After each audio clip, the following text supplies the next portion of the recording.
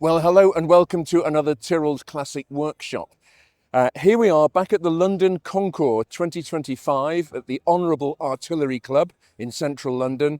Beautiful venue, beautiful location. It's a busy summer with Concours judging this year actually, but just a few cars that have caught my attention. I finished the judging this morning. We've done our selection. We've done a selection for Best of Show. We'll see if the chairman and the organisers agree. But in the meantime, I thought this is a very interesting car. This is an Aston Martin V8 Lag. This is one of 7 that was built, actually. William Townes, who designed this shape of Lag and the two-door car, and then the later wedge-shaped Lag, same man, but very different designs.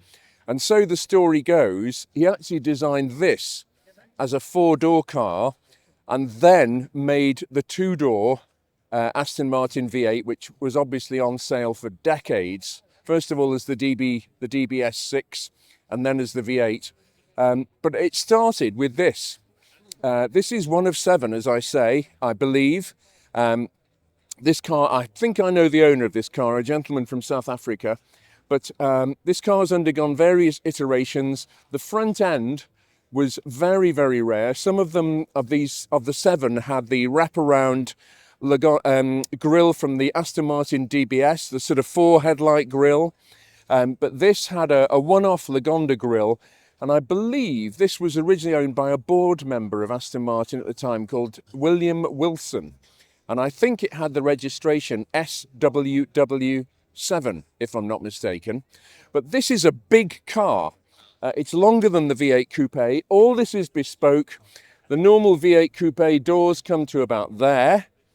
But this is, it wouldn't originally, I believe, have had the flip-up rear spoiler of the later cars. It would have been a pure fastback, again, like the Aston Martin DBS. But I've always loved these. I thought they were a very interesting car. And I maintain sometimes a 4-door version of a car looks better than a 2-door coupe. There's my contentious comment of the day. And I've always thought these looked absolutely fabulous in 4-door form. One of 7, a Lag Series 1 from around about 1974, something like that. Well, this is another very interesting car. This is an AC 428 Frewer convertible. And I think altogether the AC made about 100 of these cars in both coupe and convertible form. I think it was around 50 each, but I may be wrong. It was the Italian coach builder and carrozzeria Piero Frua, who designed this car. He did some amazing things like the Phantom 6 Rolls-Royce, huge convertible Rolls-Royce. He had a very distinctive style, Piero Frua. These wrinkly straight-through lines. This is a 428 cubic inch engine, police interceptor engine. So it works out at about 7.2 litres. And these are super rare. As I say, I think they made about 50 of them. It had an option, if my memory serves me correctly, of the chrome wire wheels or Halibrand style alloy wheels. And this was just about on the limit of weight and performance because that 428 cubic inch police interceptor engine, sun's come out for the first time today, how lovely, was asking a lot of wire wheels in terms of loads, of performance, etc., going through them, stretching those spokes for all they were worth. But a lovely car, the AC 428 Frewer convertible. Well, another car surely worthy of special mention is this, a McLaren F1. One of 64 built, if my memory serves me correctly. And one of the interesting thing about F1s when they were new, the air intake was an optional extra. The positioning of this, it could be in one of 2 places, which gave you more induction roar above your head when you're driving the car.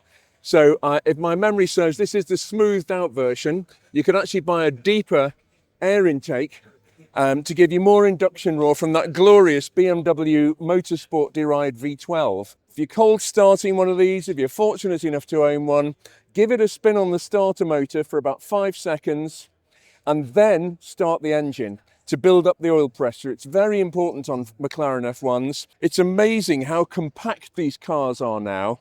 And just to get very vulgar for a moment, value-wise, you're looking at about 15 or 16 million pounds for this car now. What a bit of kit. But we don't talk about money. But it's lovely to actually see one out and about. I know where a lot of F1s are, and they will just not really see the light of day anymore, unfortunately. A few of them are still owned by the people who spec them up new. I know of one or two. Yeah, it's just lovely to see it here. The McLaren F1. What more is there to say?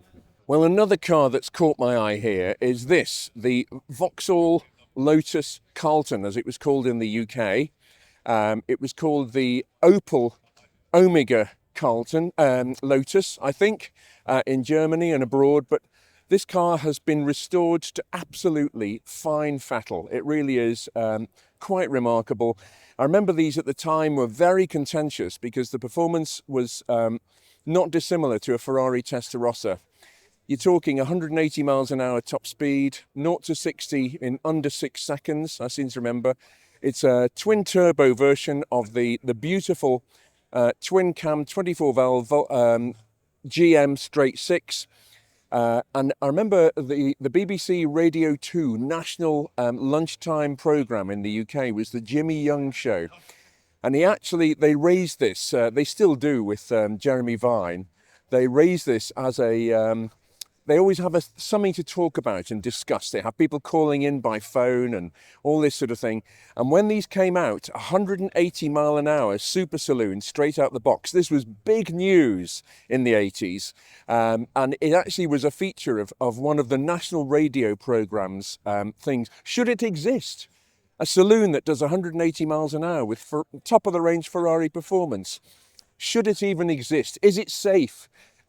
Is the world going to stop revolving? I mean, it was a huge thing at the time, but you can't see it in this light because it's quite overcast here today. But this is called Imperial Green. It's a special blend of colour. To my knowledge, every Lotus Carlton or Omega was actually painted in this Imperial Green, and it only really starts to appear in the sunlight. A bit overcast today, as I say, but great car this, manual, 6-speed manual transmission. I think the clutch is out of a Corvette ZR1 if I'm not mistaken. I did some work on one of these many years ago, but a great car, twin turbos, a very graduated power curve, not like most 1980s turbocharged cars where it's either on or off. This was a very, very well-rounded package. You could drive it through city centres with no problem, albeit the clutch is a bit heavy. But yeah, lovely to see one in this condition. A Lotus Carlton.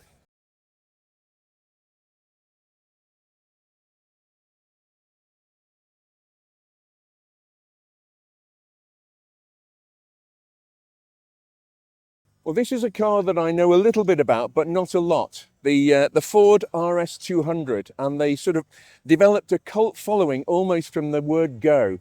It's got the Sierra Cosworth engine in it, which I think standard 2 litre based on the Pinto straight 4 cast iron block. And I think out of the box they developed 205 brake horsepower, but they were infinitely boostable and tunable. Turbocharger doing all the work. It was an inline 4 with a twin cam, light alloy head, 16 valve, hydraulic tappets, if my memory serves me correctly. You could wind these up. I mean, I remember driving one of these in the early 90s that was up to nearly 600 brake horsepower. What a beast of a thing that was, because they're not fantastically heavy. It was a homologation special for Ford to go rallying with. What we've sort of been looking at as judges with this, it's very difficult to judge a car like this, because what's original, because it was a homologation special, things like where this lid intersects with the base of the windscreen, that's how they were. They weren't a very highly engineered production car. They were a homologation special. So the car was sort of laced together in the nicest possible way, and that's part of their charm. Competition cars are. That's the nature of the beast. So yeah, how do we judge what's original and what is not. It's a very difficult call with cars like this. It's lovely to see it on its original rims with its Pirelli P700s. It's just a very interesting package, this. A very interesting car, and quite a challenge, as I say, to judge, because they were so modified and chopped and changed when they were new. How on earth do we judge this car 40 years on? The Ford RS200 Cosworth. Well, I couldn't walk past this. A Bugatti EB110 Supersport. Really, it was Romano Artioli and Paolo Stanzani who resurrected the Bugatti marque in the 1990s. This is where the reinvention of Bugatti started. And what a way to do it. 4-cam, 3.5 litre quad turbo V12. Quite a tight cabin, as a lot of these supercar and hypercars have, but they have never been uncollectible, these cars. They've always been special. What a thing. Just a lovely, lovely, lovely machine. And this car is regularly used. It's driven quite often. So we forgive the engine being slightly grubby here and there. It's worth the trade-off, because how lovely to hear of one of these actually being used. Most of them are locked up in collections, never to come out. So it's a real pleasure. This car was driven here. It's a real pleasure to see that. Yeah, what more is there to say? Bugatti EB110 Supersport. A car and a half. Well, how could I possibly walk past this? This is a Countach round belly, quattrovalvo, Euro spec right-hand drive. Let me unpack that. So this does not, in 1988, halfway through, hence 88 and a half, they brought out a body kit, which was the start of the Horacio Pagani period, where he started to embellish Countaches with add-ons and different aerodynamic and carbon fibre bits. But this is the original, I say original for many years before this, Countach with what was called the round belly. But this is a real sweet spot in the Lamborghini Countach range, because it's the 4-valve per cylinder engine, like Harry's, that we featured on the channel some time ago. And it's conservatively rated at 455 brake horsepower, this engine, in Euro spec, such as this. And by that I mean it's got the downdraft engine, 6 twin-choke downdraft Weber carburetors, and the American spec cars and the Japanese spec cars had fuel injection, which was about 30 brake horsepower down on power, maybe a bit more. And this is one of around about 18 right-hand drive round belly QVs, if I'm not mistaken, if I've got my numbers right, walking around here from memory. And this is finished in Acapulco blue. We had one in the workshop in Acapulco blue, an LP400S, first ever Countach I worked on, actually, from 1985.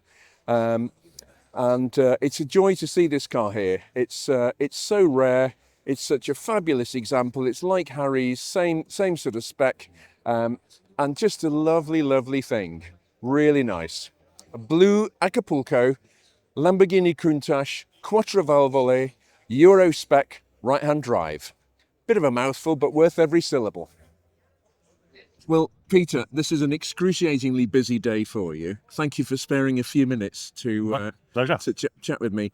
This is am I right in saying this is your brainchild, the London Concours? Is that overstating the case? Yeah, I came on probably as one of the members of the committee, probably in its second or third year. But then I took it on, and I've been chairman of the selectors probably now for six or 7 years. Right. And with that comes chairman of the judges as well. Yes. So thank you for helping out as one of the judges. Thank you for having me. I managed not to scratch or dent anything.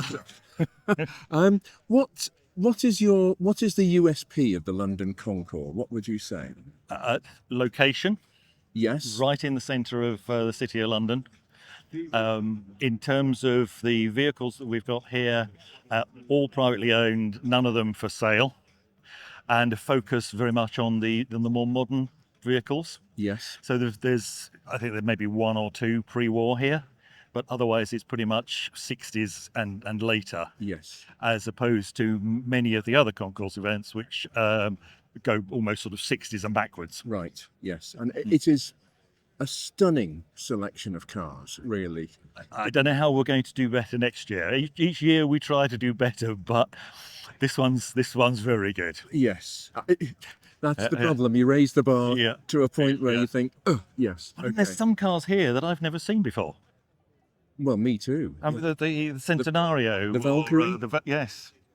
Yes. Yeah. But then it does get quite scary, because over there is a yellow Diablo, which used to be mine, and over there is a Pagani Huayra that used to be mine. So I think we need to do a class next year for the X. yes, the XP to read collection. Well, the one piece of advice my wife always gave me about the cars I've had is make sure I always have a 1/43rd model of each one. So when I then say I wish I hadn't sold such and such, I can look at the cabinet and look at the model. Trouble is, I now need a new cabinet. Oh, right. Oh, well, okay. I should learn to keep them. Yes.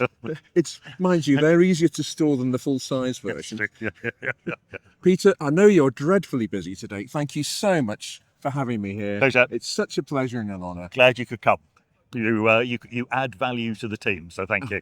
Well, please do remember to subscribe. It is important. Thanks for watching, and we'll be back with something else back at the workshop very soon.